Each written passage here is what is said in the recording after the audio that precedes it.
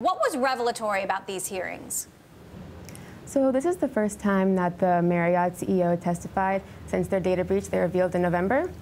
And the lawmakers really were not happy about the steps these companies took before the data breaches. So they really went hard. They questioned them about what cybersecurity protocols they had in place and really wanted to know also what steps they took afterward to notify consumers about what had been revealed. Now, interestingly, the Equifax CEO said they still don't know who stole the data. Take a listen to a quote from him today. Our analysis is that there's been no evidence that the data has been sold or no evidence of increased identity theft as a result of Equifax data that was stolen in 2017. So he says there's no evidence that the data was sold. I mean, what's the likelihood this data was taken and won't be used? Pretty unlikely. Usually when we see a big data dump like that and it starts appearing on the dark web, then you know it's being monetized, you know it's being sold. When you don't see it appear, then it's the likelihood that it probably is a nation state sort of actor and they're using it probably in a more targeted fashion, right? They're not looking to sell credit card records for $1 or $2 a piece, but they want to use it in a more strategic way. Now, he's saying they still don't know who took it. Is that unusual now, 18 months on from this breach? Attribution is a difficult task, generally speaking, but if you look at the report, especially the Senate came out with today, that really details the investigation in quite depth. They talk about how the server that was breached, they saw Chinese traffic coming from it once they were able to monitor that traffic, and they were looking at what was happening. They don't have any operations there, so it was weird that there was so much traffic generated from China. And so that was one form of attribution that seems pretty possible. So what does that mean?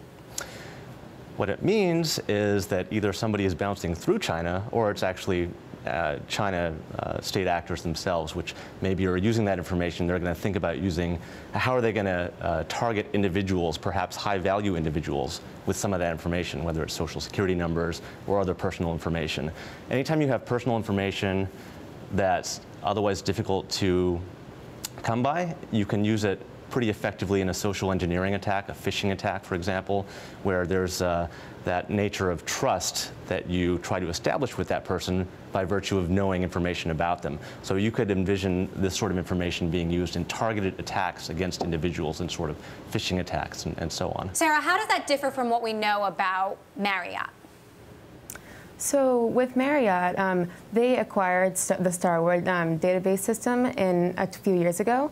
So theirs was different because they acquired a system that had already been breached since 2014. So theirs included passport information, some encrypted and some unencrypted. And they are also still looking to see how the data is being used, if it is at all. And do they know who stole it? As far as I know, they do not. So, Chris, Senator Tom Carper, who, as you heard earlier, hit these companies very hard, and he said if the leadership that is running the company today was running the company when this happened, it wouldn't have happened. Is this a leadership issue? There certainly were a number of process and leadership and cultural gaps in the Equifax breach when you just look at the number of lapses that happen, right? Nothing is one person's mistake. It's a cascading failure of multiple processes and things that happen. So, the number one rule in security is if you don't know something is there, you can't secure it. And they had very little visibility into their assets. They had very little visibility into how their software was built, so these open source components like Apache Struts, where they were being used. And so if you don't know that, you actually can't go secure those systems. And so clearly there's an increased focus on that today. I think the new leadership is putting an emphasis on that, and they realize that inventory issue, that open source issue, is something they need to focus on.